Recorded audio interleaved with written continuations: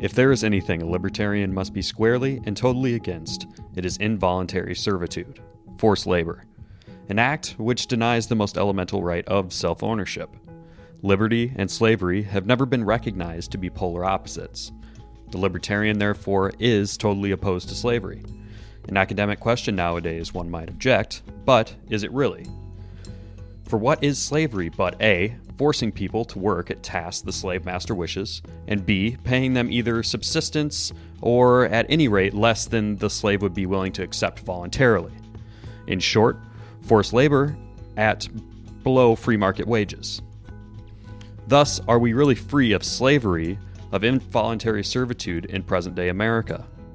Is the prohibition against involuntary servitude in the 13th Amendment really being obeyed? Surely, for one example, there can be no more blatant case of involuntary servitude than our entire system of conscription.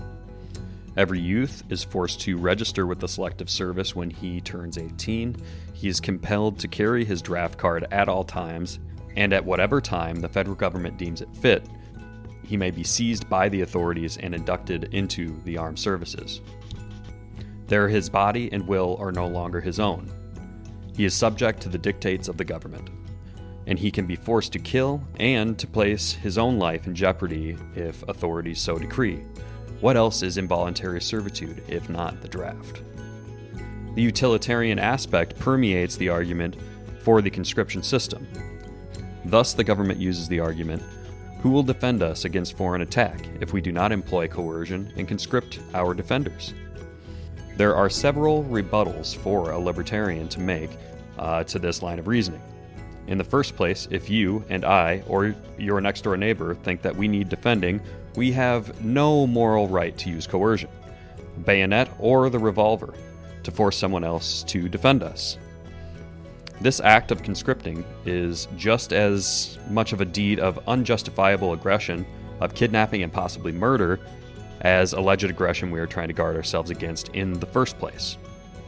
If we add that the draftees owe their bodies and their lives, if necessary, to society or to their country, then we must retort, who is this society or this country that is being used as a talisman to justify enslavement? It is simply all individuals in the territorial area except for the youth being conscripted. Society and country are in this case mythical abstractions that are being used to cloak the naked use of coercion to promote the interests of select individuals. Secondly, to move to the utilitarian plane, why is it considered necessary to conscript defenders? No one is conscripted on the free market, yet on that market people obtain through voluntary purchase and sale every conceivable manner of goods and services, even those most necessary ones. On the market, people can and do obtain food, shelter, clothing, medical care, etc. Why can't it hire defenders as well? Indeed, there are plenty of people being hired every day to perform dangerous services: forest fires, rangers, test pilots, and police and private guards and watchmen. Why can't soldiers be hired in the same way? Or, put in another way, the government employs countless thousands of people for all sorts of services, from truck drivers to scientists to typists. How is it that none of these people are being conscripted? Why is there no shortage of these occupations to supposedly force the government to resort to compulsion to obtain them? To go further, even within the army, there is no shortage of officers and no need to draft them. No one conscripts generals or admirals. The answer to these questions is simple. There is no shortage of government typists because the government goes out on the market and hires them at a market wage. There is no shortage of generals because they are being paid handsomely in salaries, prerequisites, and pensions. There is a shortage of buck privates because their pay is, or was, until very recently, abysmally below the market wage. For years, including the monetary value of free food, shelter, and other services supplied to the GIs, the earnings of the buck private are something like 1/2 of the salary that he could have earned in civilian life. Is it any wonder that there has been a chronic shortage of enlistees? For years it has been known that the way to induce people to volunteer for hazardous jobs is to pay them extra as compensation. There is also the special disgrace of the doctor's draft, in which physicians are subject to the draft at ages far above anyone else. Are doctors then to be penalized for their entry into the profession of medicine? What is the moral justification for onerous burdens placed on this particular and vital, important profession? What is the moral justification for this onerous burden being placed on this particular and vitally important profession? Is this the way to cure the shortage of doctors? To put every man on notice that if he becomes a physician, he will be sure to be drafted, and at especially late ages. Once again, the armed services' need for doctors could easily be satisfied if the government were willing to pay physicians the market salary, plus enough to compensate them for the hazardous labor. If government wishes to hire nuclear physicists or think tank strategists, it finds ways of doing so at extremely handsome salaries. Are doctors lower forms of humanity?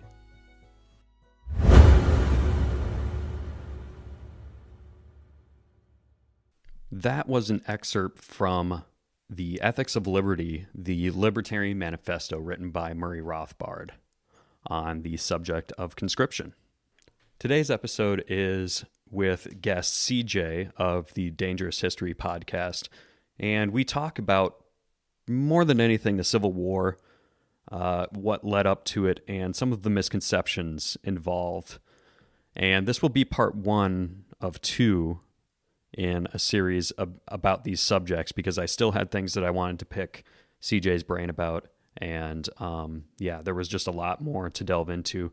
He has, I think to this date, a 7-episode series out to the public, and then even more to his Patreon subscribers on the Civil War, and then a whole other series other than that one on American slavery itself. So, he's a very informed person on these subjects, and I've gotten a lot of insight from his take, and I hope that you, my listeners, do as well.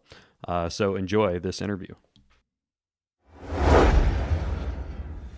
Hello, and welcome back to another edition of Subversion. Joining me here on the show once again today is CJ of the Dangerous History podcast. CJ, welcome back to the show. Hey, thanks. Good to talk to you again. Likewise. So the reason I brought you on here today was sort of sparked by a post that I made on social media. I was trying to sort of rustle some jimmies, as it were, and I compared slavery to conscription. And even worse than that, I said that conscription might be worse for some people in some ways, and I was being very flippant. I mean, I think I obviously believe that chattel slavery is a really disgusting practice, but I think myself as a libertarian, I get caught up in my own perception of what's right and wrong, based on our own modern morals. So I guess I just take the idea of self-ownership so seriously that I want people to sort of consider that, that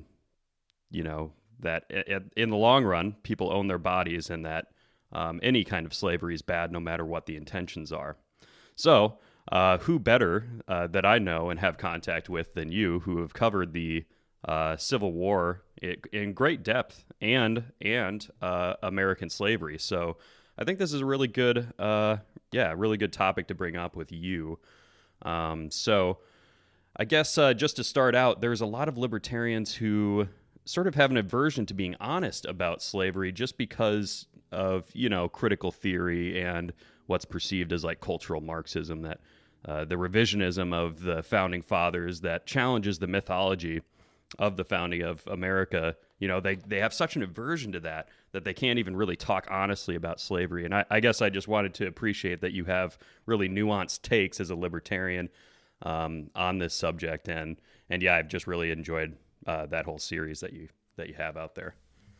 Thanks. Yeah, I mean, I always try to remind myself and also mention for other people that you don't have to shoehorn yourself into when there's a dichotomy. You don't have to shoehorn yourself into one or the other side of the dichotomy if you think both sides of the dichotomy are wrong or problematic or whatever. So there's been a tendency for I think, going on for a while, but I think it's been kind of amped up maybe the last few years.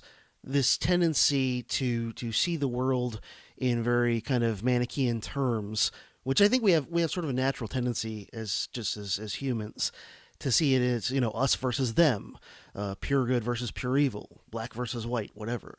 And so a lot of times it seems like some people who are sort of in the libertarian milieu to one degree or another, they'll look at what's going on and they'll say, oh, look, you've got, whatever it is of the day. Most recently, you've got sort of the social justice warrior versus alt-right dichotomy. And so there's a tendency among some libertarians to kind of go, well, I think the SJWs are more problematic. Therefore, I'm going to ally myself with the alt-right, and I'm going to kind of overlook or downplay or be an apologist for the very clearly non-libertarian aspects of, in this instance, the alt-right. And so then, like you were saying, people sort of go, well, the only people who are really critical of slavery and of, how many American leaders were slave owners and the racism that's throughout America's past. The only people who think that's a real big problem and who criticize it really severely are these, whatever you want to call them, SJW, postmodernist, neo-Marxist. There's all these different little shortcuts. The descendants of the Frankfurt School. You've probably heard all the little buzzwords and whatever. And the reality is that I think if you're looking at it from a fair-minded perspective, if you really are a libertarian in kind of the deep sense of the word, you got to be pretty horrified by both the SJWs and the alt-right, and it seems to me that neither of those two paths leads to freedom. And I kind of have a similar view of the Civil War itself, as I'm sure you've picked up on, because you were just telling me before you started. Before we started recording, that you've listened to all the ones I've made so far in the Civil War series. Same deal, where it's like people tend to want to side with retroactively with the Union or with the Confederacy, and I mean, my feeling is like, well, can't you be against both? In the same way that you can be against both the Republicans and Democrats. And yeah, they're not the same, but they both have some real problems, and neither of them are really friends of liberty very consistently at all. Can't you be against a lot of Lincoln's policies, his corporatism, his war policies, all the authoritarian things he did, to kind of buttress the war effort? Can't you be against that and still say, yeah, but the Confederates aren't good guys, and the Confederates are no friends of liberty in any consistent way? Yeah, I mean, like, okay, they're a little bit better on the tariff, they're a little bit better on free trade and some other things, but like, they're a lot worse on other things, and a lot of the authoritarian things that the Lincoln government did, to mobilize for the war and all that, the Confederates did their version of it too, including, circling it back around to kind of our main topic here, including conscription. Both sides did conscription in the war. So, even setting aside the issue of slavery, which, I would never do other than kind of for the sake of argument, still, the Confederates are not exactly libertarian icons. Yeah, and I think you use the phrase that there are, in that series, you even mentioned this, that there are some libertarians who mistake the Confederacy for proto-libertarians.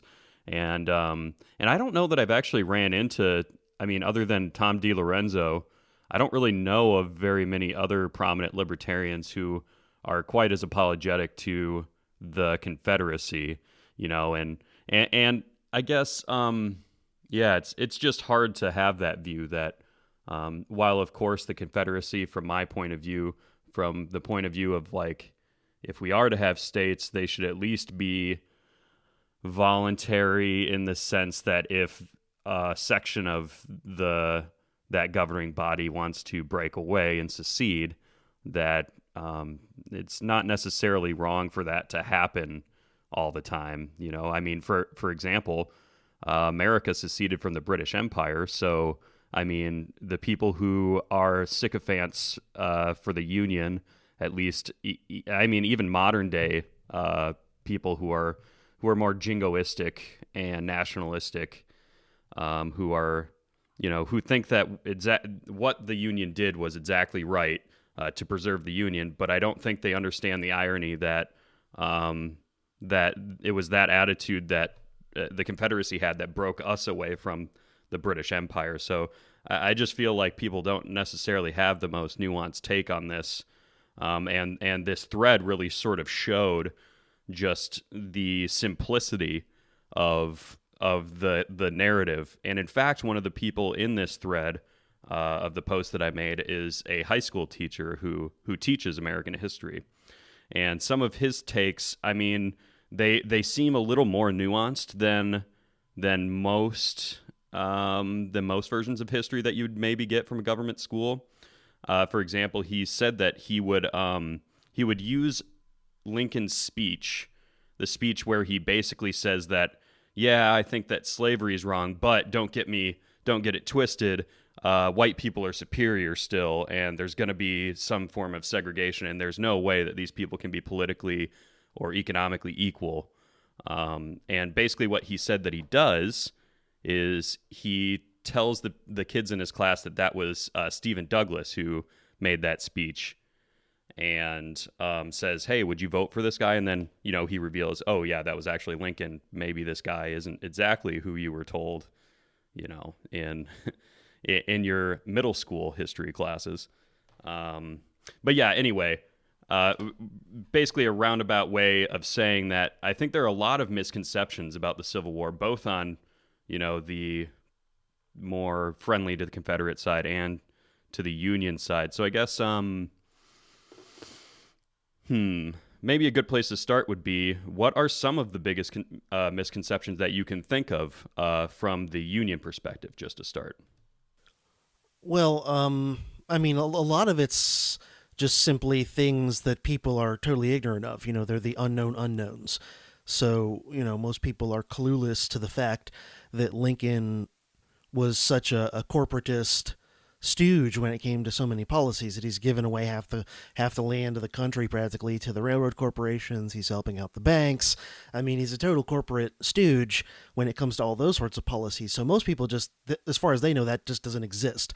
Most people seem to think that Lincoln was an abolitionist, which he was not. Now, there's a distinction that very few people who haven't studied American history pretty deeply are unaware of, and that's the distinction between being an abolitionist versus being anti-slavery. A lot of people think that's the same thing, but in the lingo of the kind of mid-19th century U.S., abolitionist meant you were a radical against slavery. You were someone who wanted it preferably to go away as soon as possible, and usually a corollary to that was that the slave should be freed and given full equal rights as everyone else. So abolitionist it denoted that really radical streak, which was a tiny minority even amongst Northerners. And much of Northern society even thought they were kind of, fringe troublemaker loonies. And to Southerners, of course, these people would be like beyond that. They would be absolutely satanic in the literal sense of the word in some cases. So, but then anti-slavery was something that was like the moderate one, which in practice, to be anti-slavery often meant you said some things about how slavery is wrong and messed up. And you would say, well, in principle, I'd like it to go away, but it might take centuries. And also, along with that, a lot of times people who were quote-unquote anti-slavery would also oppose things like equal rights for the slaves once they were freed, that sort of thing. Now, anti-slavery was it still wasn't like a majority opinion in the North, but it was closer to the mainstream amongst a lot of people in the North. The idea is, yeah, there's something wrong about slavery, it's messed up. It would be desirable to phase it out eventually at some point, but it'd be too much trouble to do it anytime soon, and certainly when we do it, we would want to not give the blacks equal rights once they're free. And also, not everybody who was anti-slavery, but a fair number of them were supporters of the idea of colonization, which meant free the slaves and then deport them as soon as it's feasible. So this was the origin of the colony of Liberia in Africa.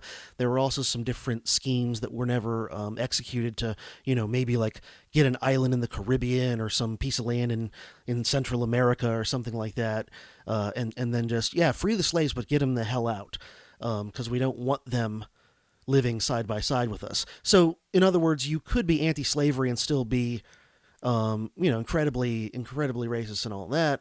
But to be an abolitionist usually meant you were much more radical, both in terms of getting rid of slavery more quickly and in the sense of you're much more likely to favor equal rights or something close to equal rights for the slaves and not forcing them to leave. So circling that all back around, I'd say that in general, I think there's an attitude amongst the general uneducated populace that most Northerners were not just anti-slavery even, but abolitionist.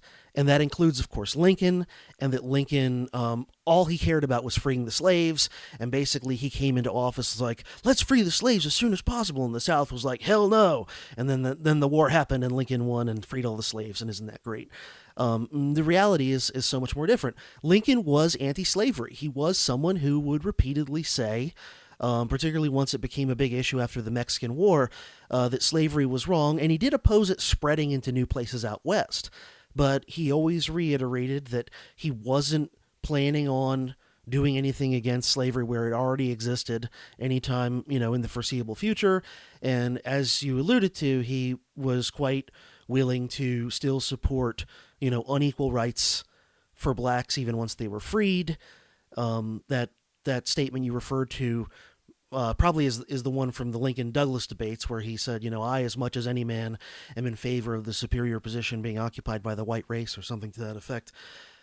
So anyway, I would say that like a lot of the misconception regarding the North and the war is that they were all these, principled abolitionists and all they cared about was freeing the slaves.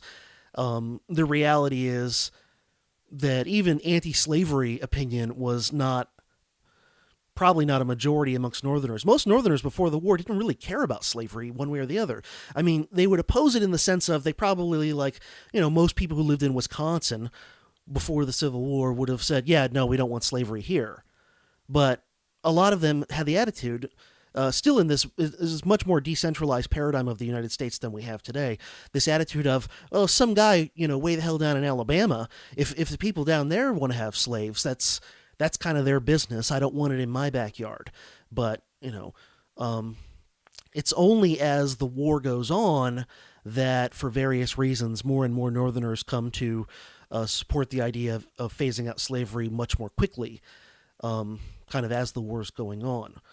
So, Lincoln, as repeatedly said during the first couple of years or so of the war that the war was not about freeing slaves, and he's just trying to, quote-unquote, preserve the Union and all that. So that's probably the biggest, overarching misconception people have about the Union side in the Civil War, is that they're just a bunch of abolitionists. Yeah, and I think it's really important to focus on Lincoln as a person because he really is seen, and, America or Americans like to kind of dog on other countries and in their history for propping up these cults of personality like Stalin and Hitler and Mussolini, but we ourselves have emulated that behavior as well in our culture.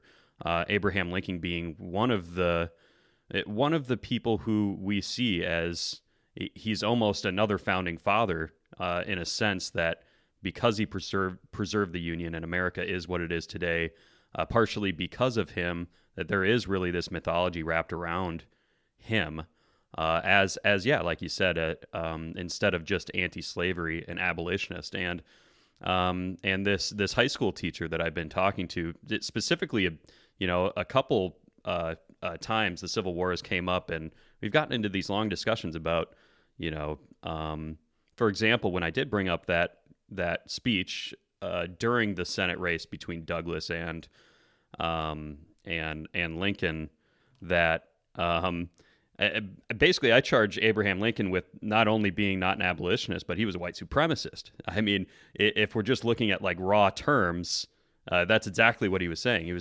Right. I think he even says like the supremacy of the white race. So I mean, you could mistake that for like a grand wizard in the Klan. I mean, that speech you really wouldn't be able to know the difference if you didn't know history and you didn't see his name at the end of the quote.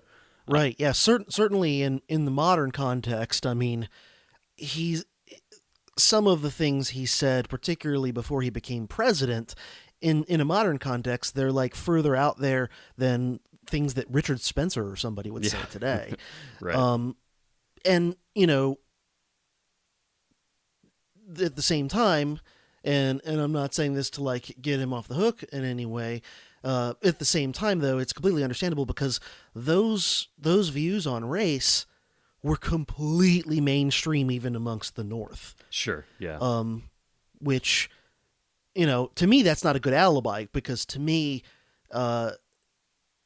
if you, and I guess maybe if someone wouldn't want this or potentially wouldn't care about this, but if you really want to be quote unquote on the right side of history, you have to be willing to question what everybody around you believes.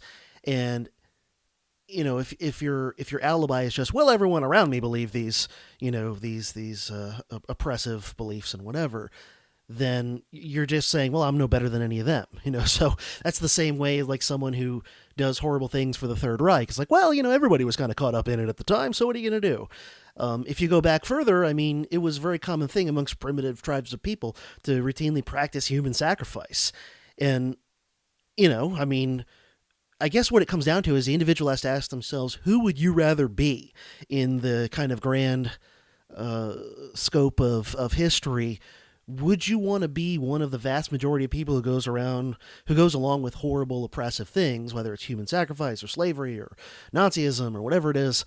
Would you want to be one of the people that goes with the herd at the end of the day in the grand sweep of history, if you're remembered at all? Or would you rather want to be remembered as like one of the few who didn't do it? Would you want to be one of the few who didn't push the button in the Milgram experiment, so to speak?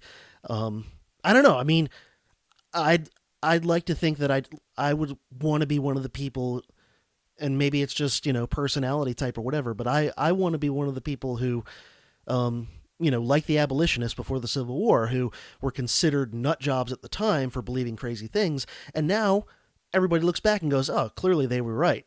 It doesn't take a lot of courage to be against slavery in 2018. That's a pretty mainstream opinion.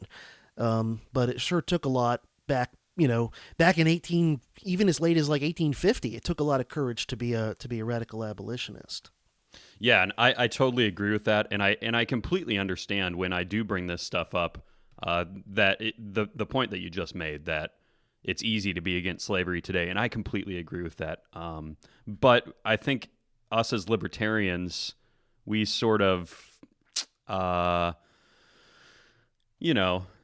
think it's kind of okay to retroactively apply those morals, just so that we state clearly like that the principle is that people own themselves, and that just because it was during this certain time period doesn't make it okay. And it's almost like the same people who who kind of whine about cultural relativism are the same kind of people who are like okay with retro relativism, moral relativism, you know what I mean? Like they're like, oh, well, you got to put it in the context of the time. Well, yes. But you don't want to put it in the context of another culture in the world today. So, I mean, do we have a double standard here? Yeah. Right. So. Yeah, I think that's a very valid point you just made, that there is, I mean, everybody wants to be an apologist, gymnast for their view, so when it comes to condemning whatever groups or cultures or civilizations past or present they don't like, then it's like, oh, we have this, we'll apply our standards to them, and they come up wanting. But yeah, as soon as it's someone you have some sympathy for, like if in this instance you're someone who sympathizes with Lincoln, or even if you're someone who sympathizes with the Confederacy or whatever, and you're just like, well, it was the context of back then or whatever, it's like, Yeah, if you're gonna apply that, I mean, look, if you want to just go full on relativist, I mean, at least I'll admit that there's consistency. If you're going to be relativist about everything, at least be consistent about it.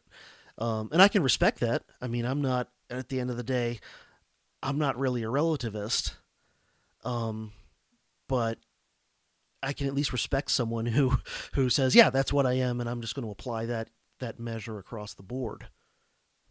So I suppose we can't let the Confederacy off the hook with this kind of question either, because, and I think instead of just asking you the broad question about what the common misconceptions are about the Confederacy, I'll just say the biggest one, and that's that the Confederacy didn't secede or want to secede because of slavery, that it was more about political and economic concerns of the South being sort of taken advantage of by very specific taxes or tariffs that helped northern industrialists. If I remember right, that's sort of the neo-Confederate take, if I'm understanding their argument correctly there.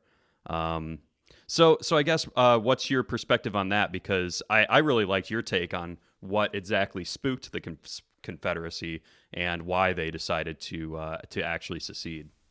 Yeah, yeah. Well, the my take is to a large extent in agreement with the take by Jeffrey Hummel, who wrote the book Emancipating Slaves, Enslaving Free Men, that I've referred to many, many times in my Civil War coverage.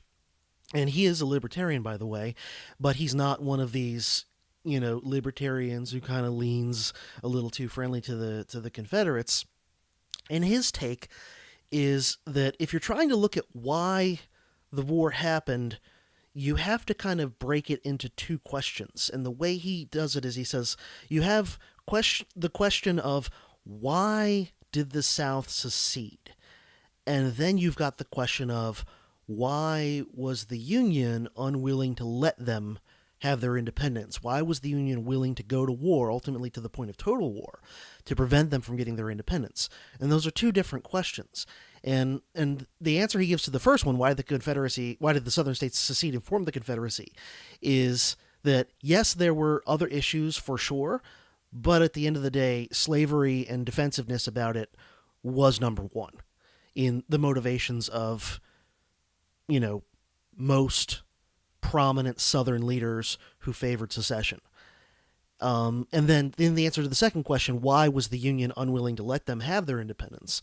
Why were they willing to use war to prevent it? That answer is, it's not that they cared so much about freeing the slaves. It's that they wanted to hold the Southern states in the Union so that, number one, so that they could keep getting revenue from them, and number two, because of the actual belief of nationalism, which in the North, by the time the Civil War broke out, the North had a much more nationalistic view of the United States. And they had this idea of the Union as this sort of like sacred thing up there on a pedestal.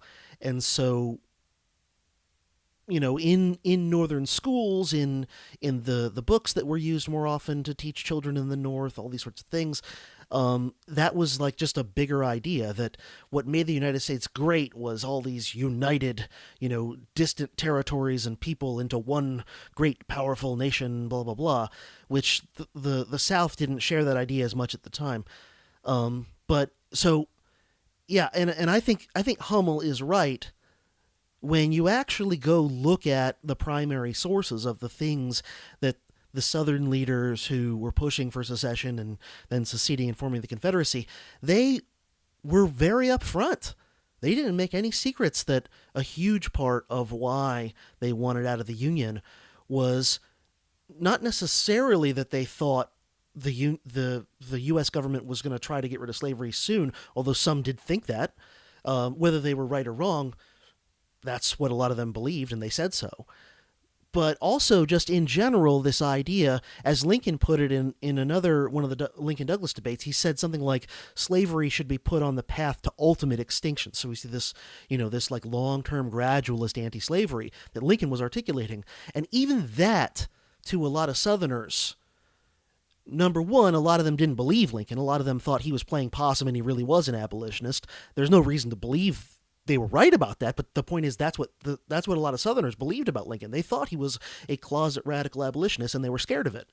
And number two, even if he was being honest that he wanted to end slavery gradually, to a lot of Southerners, by the time you get to the eve of the Civil War, the South had become so paranoid and defensive about slavery that many Southern leaders, and then a lot of Southern average people believe this stuff, felt that slavery was a positive good. There was a change that happened, and this is something you probably remember that I talked about in the slavery series.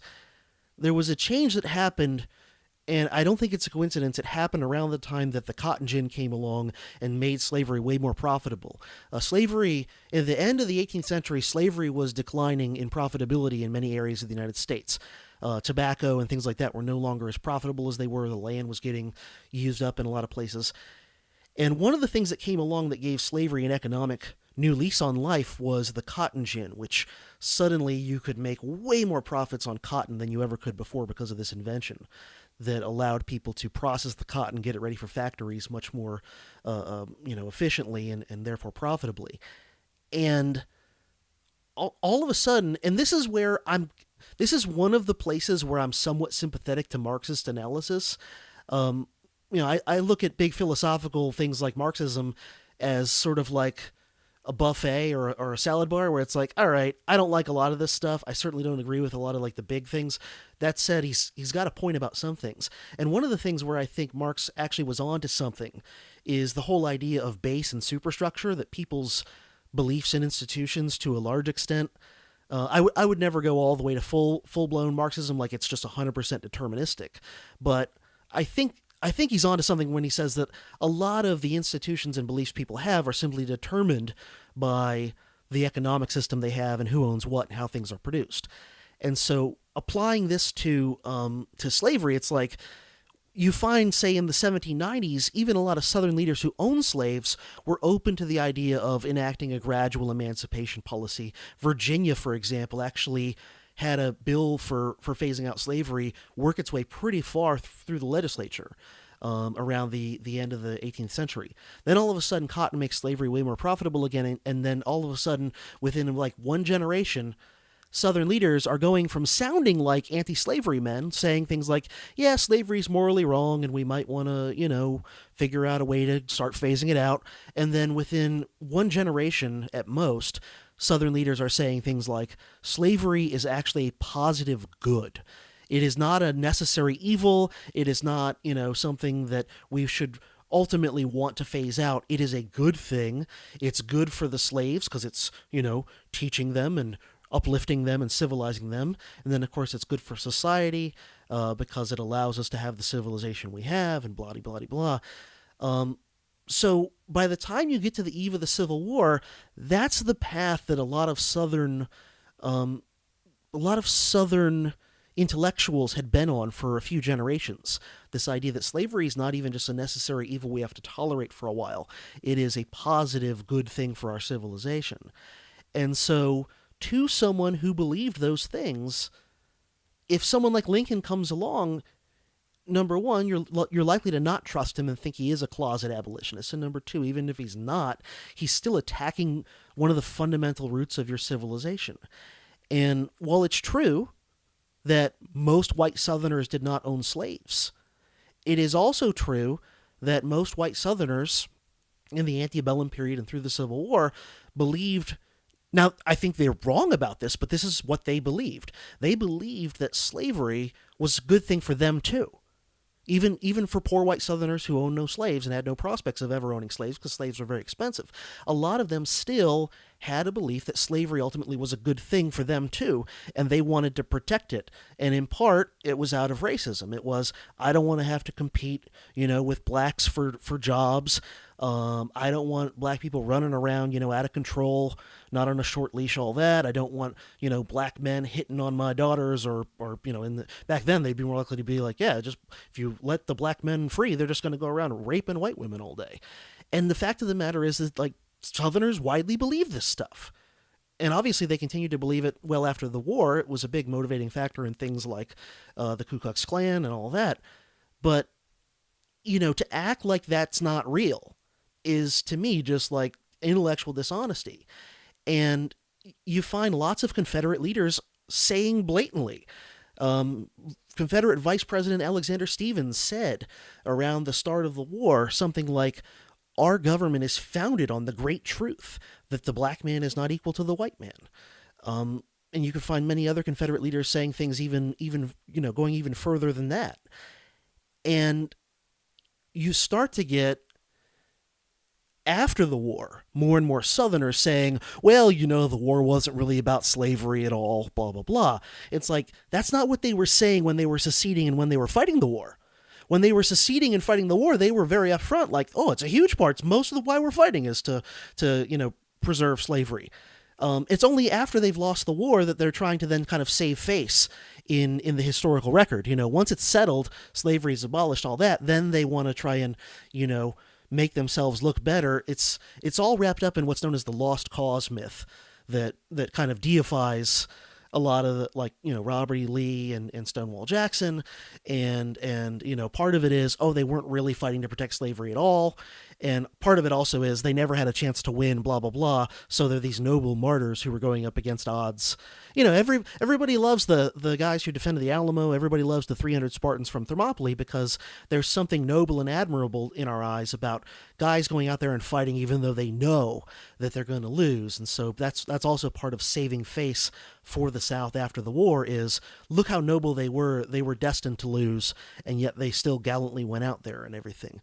But yeah, a lot of this, it's just funny how they don't make many of these arguments until after the war is already over. Then suddenly they're saying all these things about it's not really about slavery. Even Alexander Stephens himself, who said the opposite when secession was happening, after the war he's saying things like, oh, it wasn't really about slavery at all. It was about whatever, decentralization and stuff. So it's... Yeah, I kind of lost my train of thought at that point, but basically, okay. They're trying to save face after the fact when they've lost the war. Mm. Yeah, and so there's a lot to unpack there that opened up quite a few doors for me here. So, two things. One, I've got to hit back on the economics of the cotton gin, because I think there's a lot of Austrian economics analysis that we can kind of overlap there, and that questions that I'm trying to work through myself on just like the economic theory involved with the praxeological explanation of economics that is the Austrian school. But then there's just the question of, so it's undeniable that the South became a large part of their oligarchy had built around antebellum slave trade, right? That's a huge part of why slavery is such a big deal economically for the South and why they were so spooked about the noncompliance with the Fugitive Slave Act, things like that. Would that be correct to say? Yep. Okay, so it seems to me that a very small minority of wealthy planter class types, which I believe made up about 7% of slave owners, right? Am I getting that number right?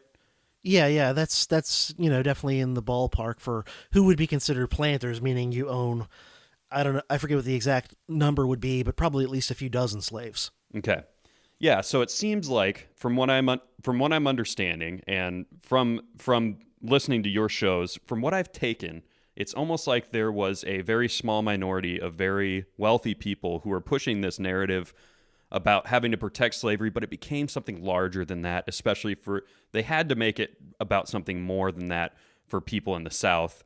And especially when the concern is that the slave labor actually takes away from free labor, right? There's sort of a conflict of interest in the common person in the South, in that if slaves are employed to perform labor, then they themselves don't have the aggregate demand, if you will, and lose purchasing power themselves. whether or not they knew it or not, or whether these economic concepts were, they probably weren't, down to the level that common people could understand them. But I think it would be safe to say that at some point that would have had to become a concern.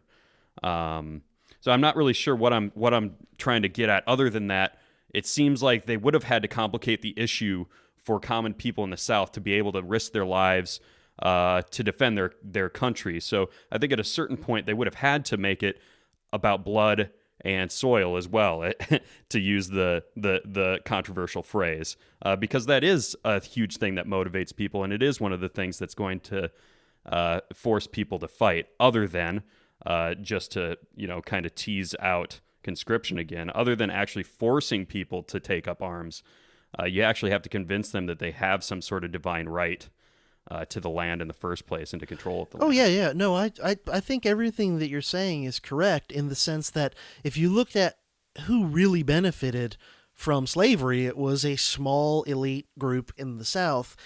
And so, I mean, I see the way to look at slavery as being almost sort of like a public choice kind of a thing, where the slave-owning oligarchy is getting all this profit off of slavery, whereas Southern society as a whole is paying for it, because they're socializing the costs of enforcing slavery onto the taxpayers of the South at large in various ways.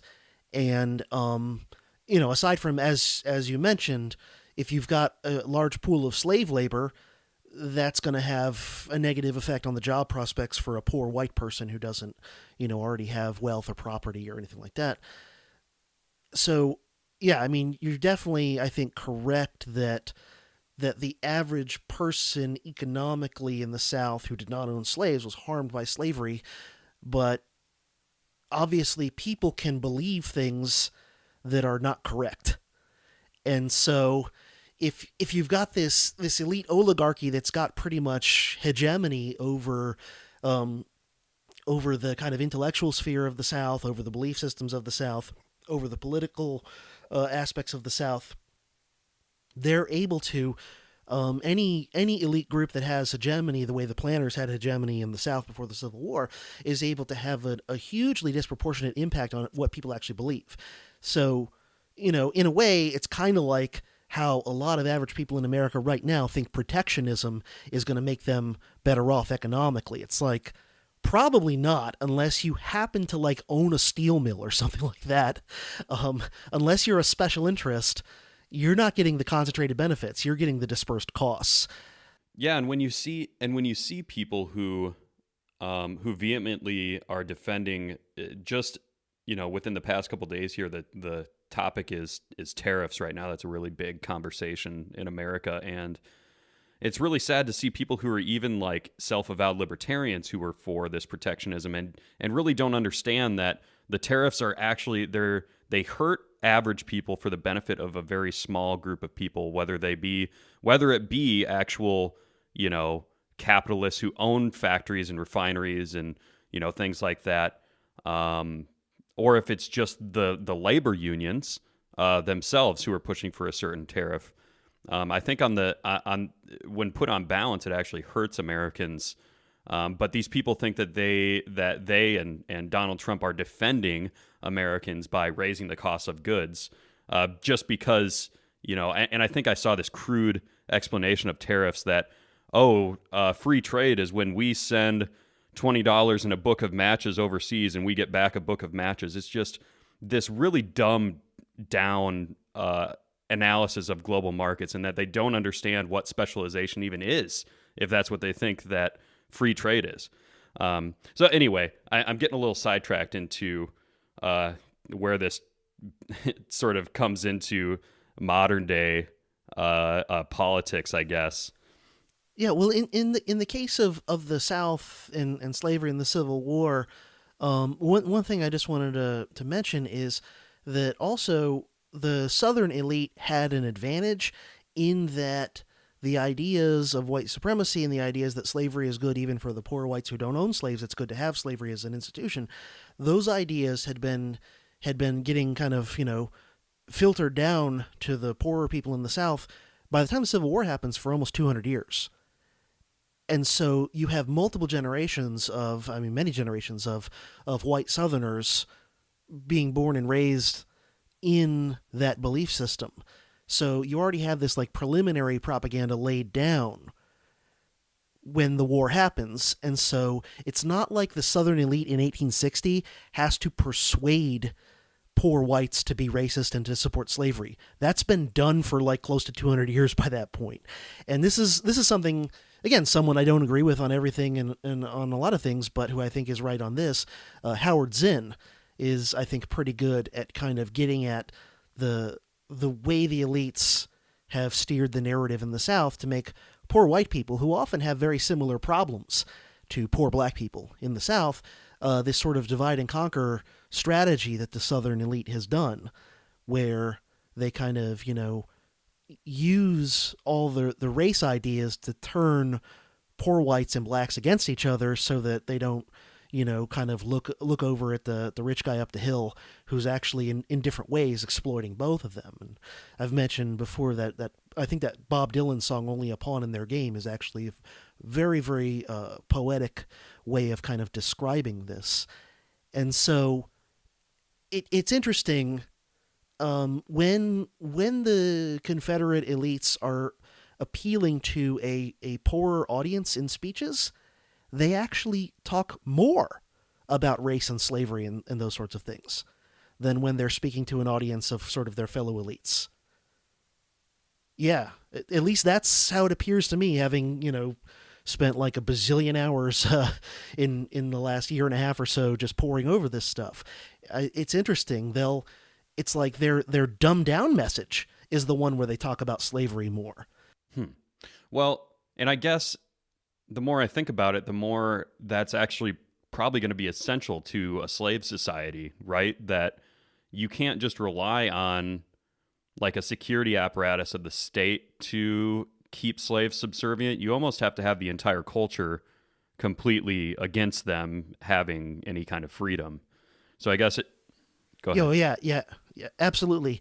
And one of the concepts, especially if you're talking about an actual slave society, which, again, you'll probably recall from my slavery episodes, there's this distinction made by a lot of historians who study slavery in different times and civilizations between a society with slaves and a slave society. And a society with slaves is a society in which slavery is a thing. There are slaves, but they're not a huge part of the population, and they're not, a hugely essential part of the economy. Whereas a slave society is the other way around. A slave society has slaves, but there's proportionately a lot more of them, and they're much more important to the functioning of the economy. And a slave society is where it's really crucial to have kind of as close to unanimous as you can get it belief that slavery as an institution is good and inevitable, and that everyone benefits from it, even those who are non-slave owners, but who are, not slaves themselves. So I want to get back to the economics of the cotton gin here real quick, because I think for me, and especially someone who's more pro-capitalist, I generally like the idea of technology that's created that makes a particular task for people either in manufacturing, agriculture, whatever it is, it makes the actual menial task go away. To make terrible jobs obsolete, I think is a good thing. But unfortunately, with the cotton gin, it seems like I have to kind of bristle at actually saying that about the cotton gin, because of course it made, like you said earlier, made slavery more profitable. So I guess one question I've been thinking about, and I've been thinking about this for like the past year now, that we say, those of us who are for free trade, and we think that it's a good thing that somewhere like Bangladesh can produce a T-shirt for a lot cheaper than any plant in America ever could. That I generally think that is a good thing, because that is a country that has less wealth, who has a lower standard of living. They can specialize in actually producing that thing at a more efficient rate. So, the argument is, from the free trader perspective, that this supplies less expensive goods to the average American that otherwise, if we forced to be produced in America, would be, exponentially higher. I mean, by orders of magnitude.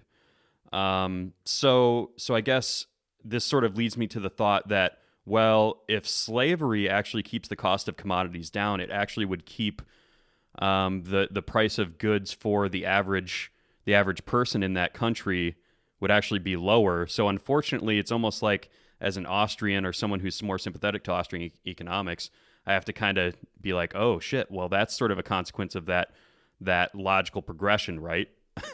I mean, of course, that doesn't trump the idea that slavery is wrong and that people own themselves and should not be treated as chattel. But more, I guess my question is, could it be? I guess it could be seen as a sort of economic benefit to people, if they were to think about things in these terms, to actually have slavery, right? And I guess if someone were really smart, someone who is anti-libertarian and actually understood the economics of libertarianism, I could actually see them being able to take this point and really use it as a bludgeon against us.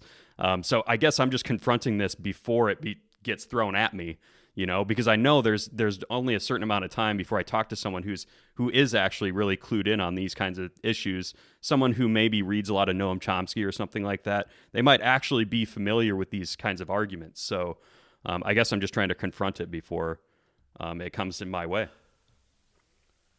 Yeah, well, I mean, my take on it is that innovation in and of itself is kind of, in a moral sense or an ideological sense, neutral, and that it depends on here's a place where I'm sort of, I guess, kind of a relativist. It depends on the circumstances and institutions in which the innovation takes place and what sort of innovation it is and who's using it and for what.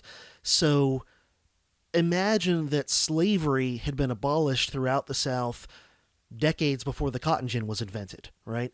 Then the cotton gin comes along. Well, that's going to make cotton and cotton products cheaper and more abundant and blah, blah, blah. And it's not going to have this effect of reinforcing slavery because slavery has already been phased out. And once you phase slavery out, it seems pretty hard that you would try to reimpose it. It seems like you would just be asking for like a genocidal war to try and take people who have already been freed and be like, oh, you're slaves now. Like, no, they're going to resist.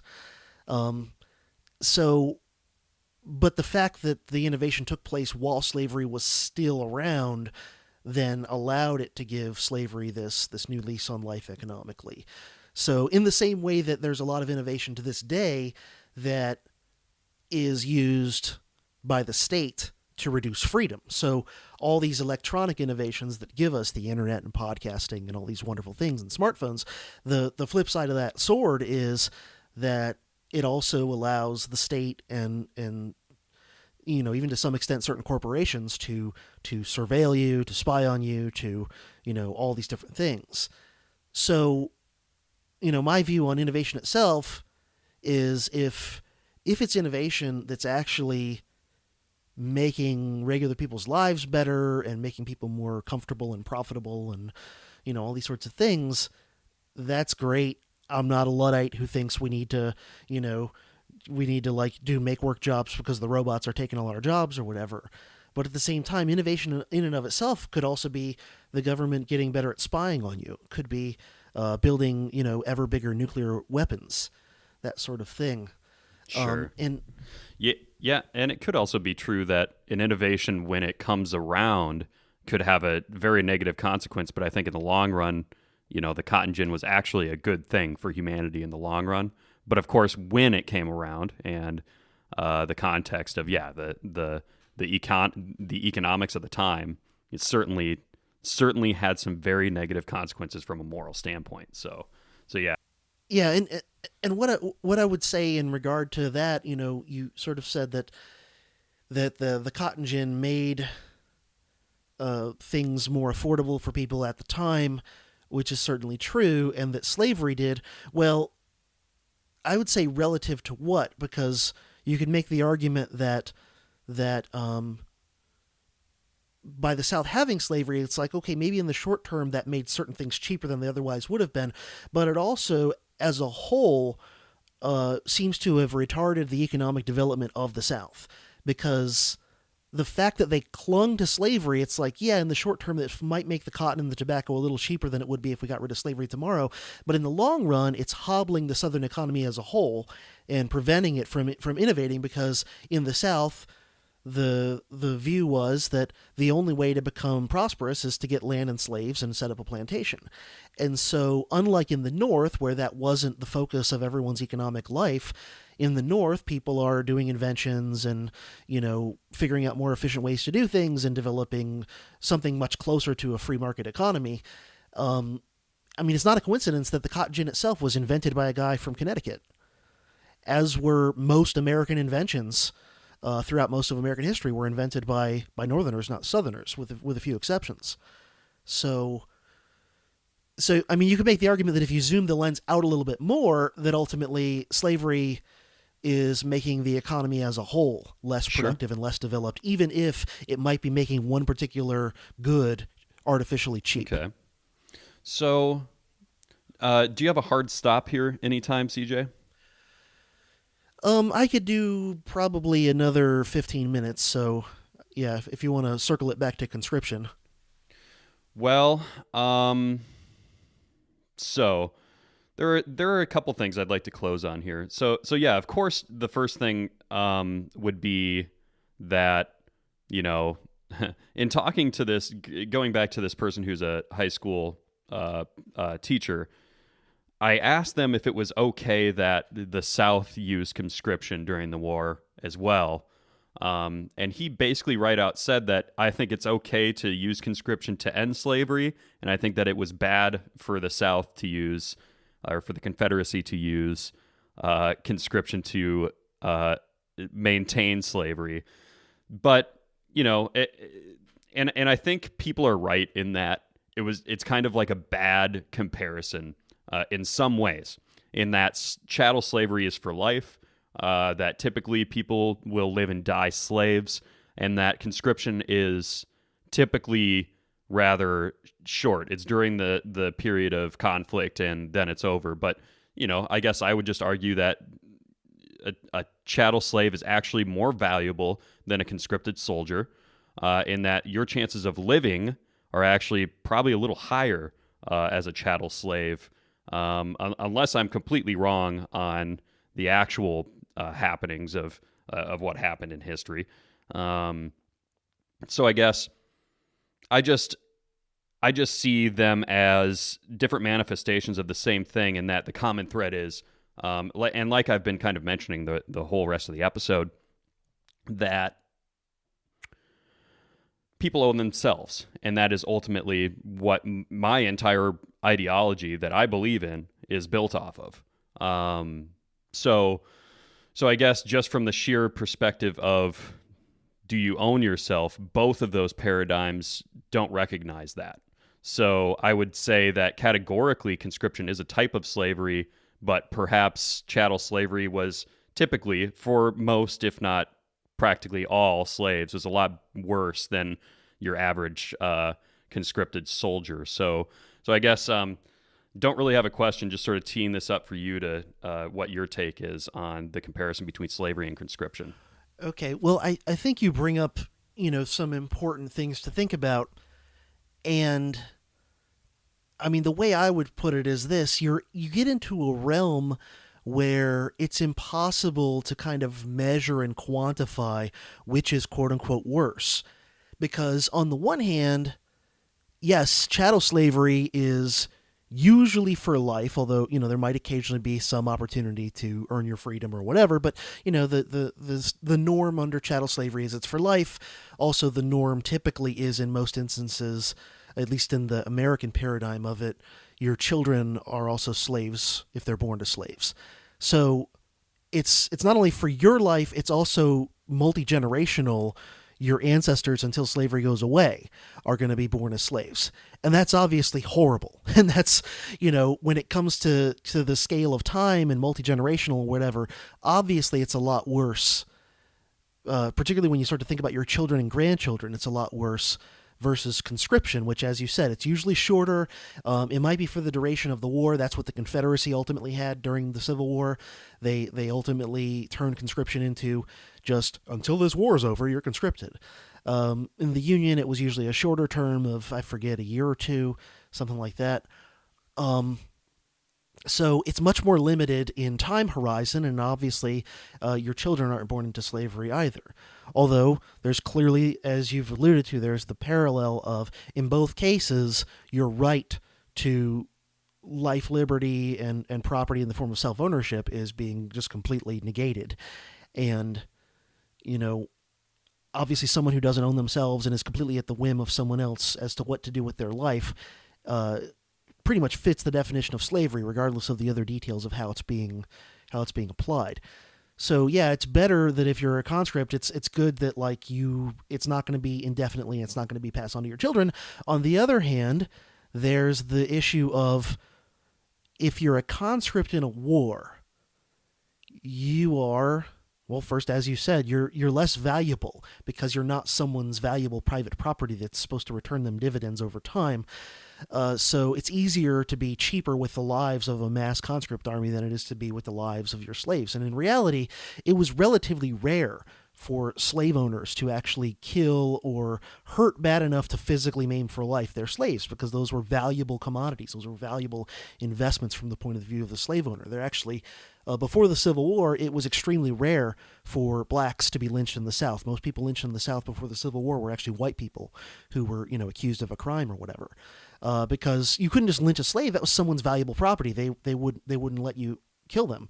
Now, they would do it in extreme cases like insurrection and that sort of thing, putting those down, obviously. But then there's this issue of, but if you're a typical chattel slave, you're not having a great time, you're not comfortable, but you're doing, manual labor usually that's not very fun, but you're usually not being shot at on a regular basis. Assuming you're not engaged in an uprising or whatever, you're probably not dodging death all the time.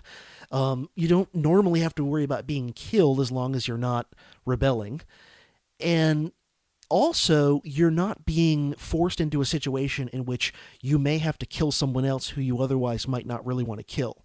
So, which I've done some research on PTSD just to try and understand it better, because a lot of the history that's out there is obviously history of wars and things, and I really wanted to try and get a better, as best I could as an outsider who's, not been in combat or whatever, an understanding of what's really going on.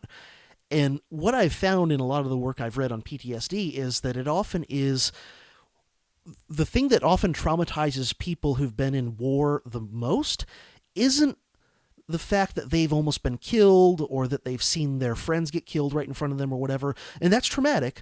But what for many people is actually worse is having to kill someone else themselves. And particularly, if it's in a war that you're not 100% sold on. And so it seems like in many cases, let's just use Vietnam vets as an example. If you're a Vietnam vet, you likely would be more traumatized if you had to, let's say, kill someone, particularly close up where you can kind of see them well and everything like that. Kill someone right in front of you versus having one of your friends killed by someone else, by an enemy in front of you, or having a close call yourself where you almost got killed. I mean, all those things will traumatize you, but most people are traumatized more by the things they do to others. So think about that. It's like you're putting someone in a gladiator arena in a lot of ways, where it's like, number one, they might be killed, and they didn't ask to be there, so that's kind of problematic. Number two, circumstances will probably force them to have to kill someone else in order to avoid getting killed themselves.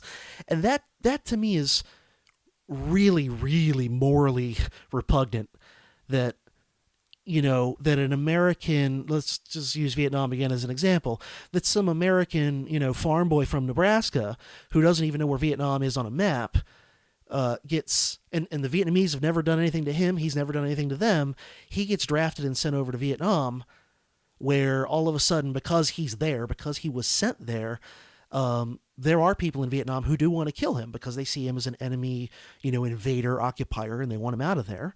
And then he's faced with the choice of, do I let them kill me, which most people aren't going to go for, or unless they're like committed pacifists or something, do I let them kill me, or do I do whatever it takes for me to survive, which might include having to kill a bunch of people, even if I don't really want to, simply because they're trying to kill me?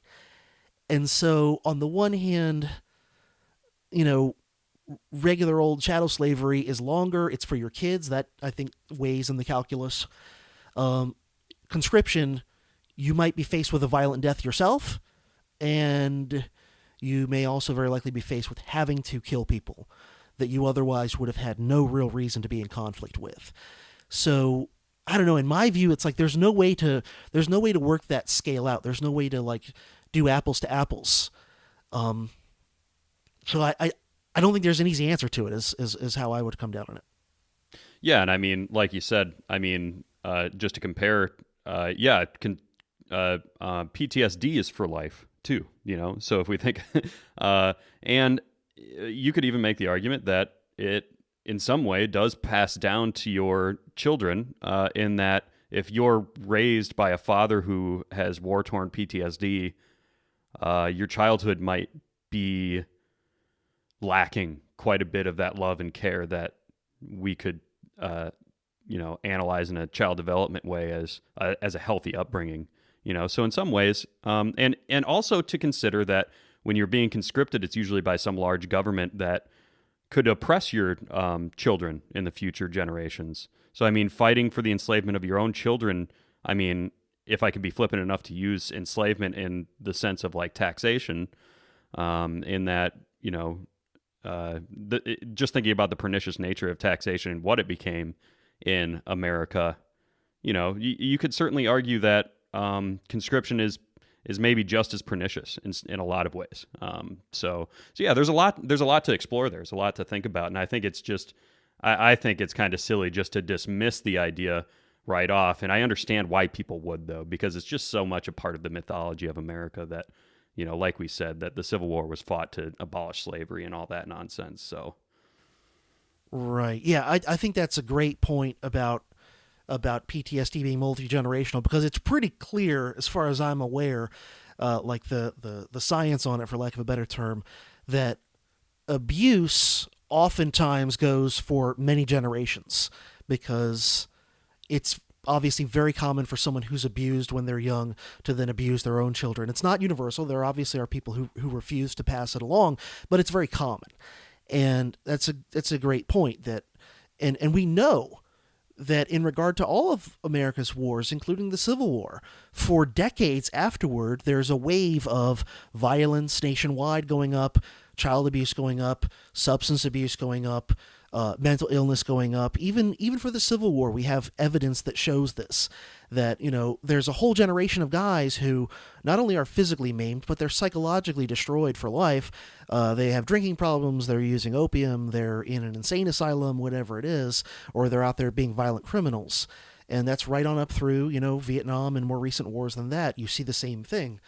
And, in my own case, I'll just mention, and I don't know if I've mentioned this on my podcast before or not, but, my grandfather on my mother's side was in World War II and was actually, I believe, was actually in the Bataan Death March. He was, I believe, taken prisoner in the Philippines very early on in America's involvement in World War II, in the Bataan Death March, and of course experienced all sorts of horrific things there. And then was, when he came home and then had a family, he was abusive. He was abusive to my mom and her siblings in various ways.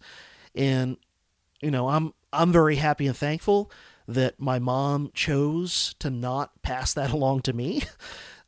She was one of those people who reacted in the sense of, I'm never going to treat my kids like this.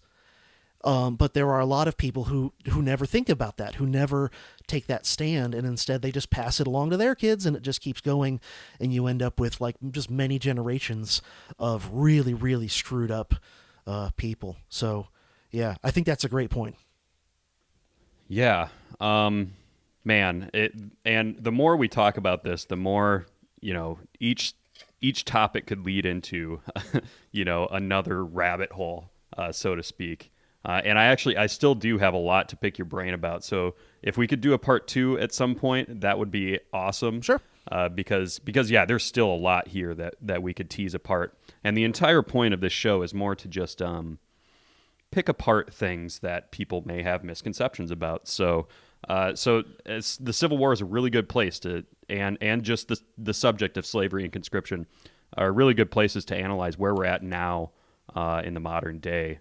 So CJ, I appreciate you coming on and taking the time to lend your expertise in this area and all the reading that you've done on it. So yeah, why don't you give my listeners some plugs anywhere to find you? Sure. The podcast I do is called the Dangerous History Podcast. You can just go to dangeroushistorypodcast.com. That'll take you to my homepage, and you can find it on all the usual podcast syndication places, iTunes, Stitcher, and whatnot. Just look up Dangerous History Podcast, and you'll find it. And you can like me on Facebook, follow me on Twitter, all that good stuff, of course. All right. Awesome. Yeah, thanks again. And yeah, we'll be talking to you soon. You're welcome. Thank you. Thank you for listening. Please subscribe on your way out and find us on Facebook at facebook.com/subversionwebcast.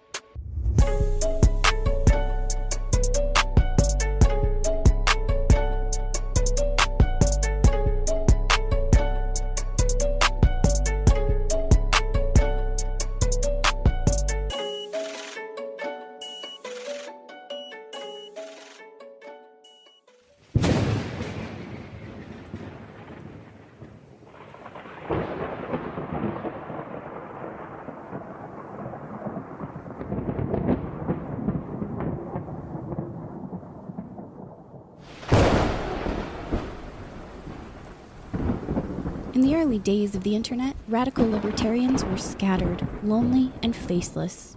Without direction, they resigned to scour the web, sifting through content providers in a wasteland plagued by YouTube demonetization, Facebook jail, and covert internet censorship. But then, in 2017, the Libertarian Union was formed. Finally, the average Joe libertarian could find a thriving community of independent podcasters and content providers, all in one convenient location. At Libertarian Union, we'll always have the latest news, interviews, discussions, and even movie reviews. With hundreds of episodes and more added all the time, you'll always find something fresh at libertarianunion.com.